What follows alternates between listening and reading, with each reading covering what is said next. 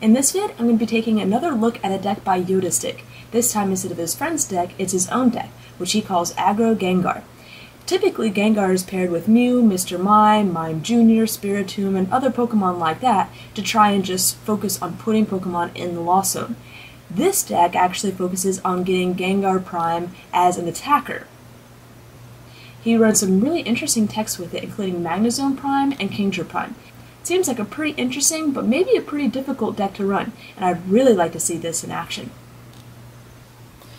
We have another perfect starting line, one Cleffa and one Tyrogue to get the donks, one Cleffa to help set up, but not too many babies so that you run the risk of getting donked yourself. The main attacker in this deck is Gengar Prime. While you may hurl into darkness a few turns just to disrupt your opponent early on, you should be doing Curse Drop most of the turn to spread around as much damage as you can. The great thing about this card is that once a Pokemon is knocked out by this Gengar, it goes to the Lost Zone, so there's no recovery from it. To help get those knockouts a little more consistently, you also add in a Kingdra Prime. Your 2-1-2 line of Kingdra Prime should hopefully have those 2 Kingdra set up on your bench for most of the game, spray splashing for 2 damage counters every turn. This is going to help to spread around as much damage as possible, but also be able to pretty much snipe anything for 50. Then we come in with Jirachi to do Time Hollow and hopefully reduce any of their Stage 1 or Stage 2 Pokemon to the basics, which would then knock out anything further.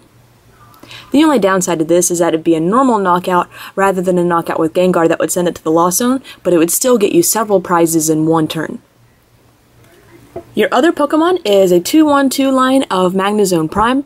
This you're probably not going to be attacking with. This is your draw engine. This is to ensure that you can consistently get the cards that you need to get those 2 Kingdra set up on the bench and more Gengar if needed. You also run 4 Rainbow Energy, so you'll be able to Lost Burn if needed to really knock out something that you're having troubles with.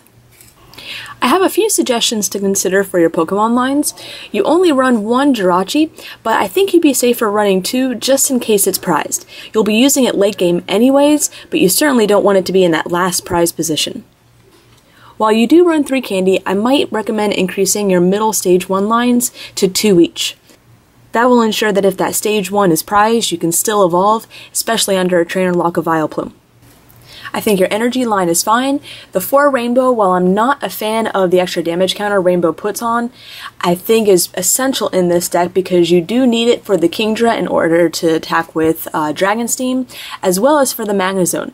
And it's just not feasible to include both Lightning and Water Energy along with Psychic in this deck. So I think 8 Psychic and 4 Rainbow is an excellent idea. You run 4 Pokemon Collector to search out for basics, as well as 4 Pokemon Communication to be able to then turn around and throw those in for the Stage 1 or Stage 2 that you need.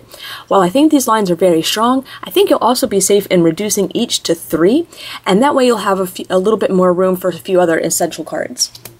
I would include 1 Flower Shot for recovery, and 1 Twinge just in case you need to come from behind, just because you'll never know when you need them.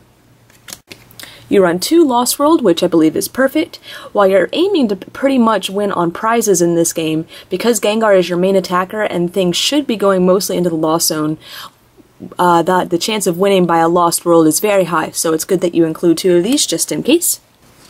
I would add 1 Switch in case your Magnezone is reversaled or Pokemon captured up, just so you don't have to pay that hefty retreat cost. I would also recommend throwing in 2 or 3 Pokemon Reversal or Pokemon Catcher.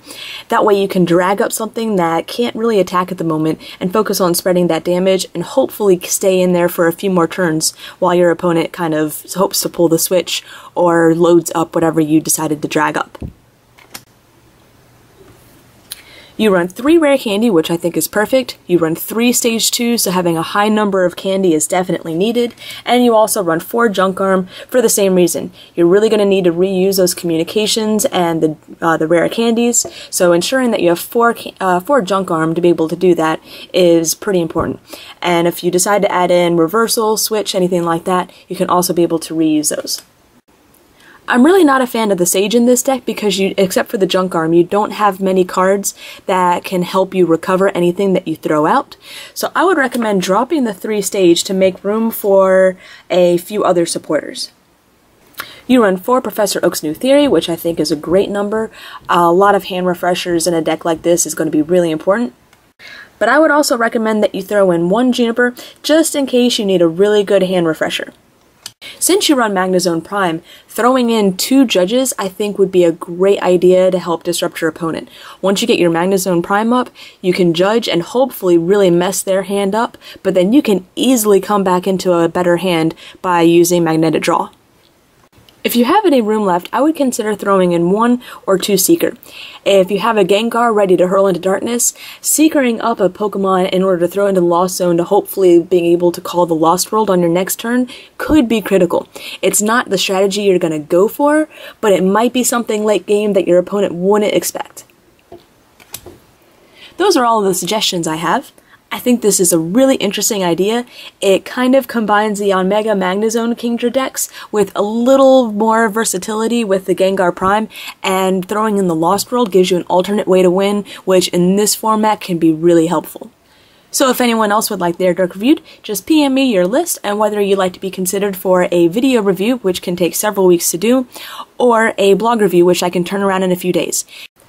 Either way, if you submit your deck and you're not chosen for a video review, you will be getting a blog review. So you'll at least be getting some sort of feedback on your deck. Thanks for watching!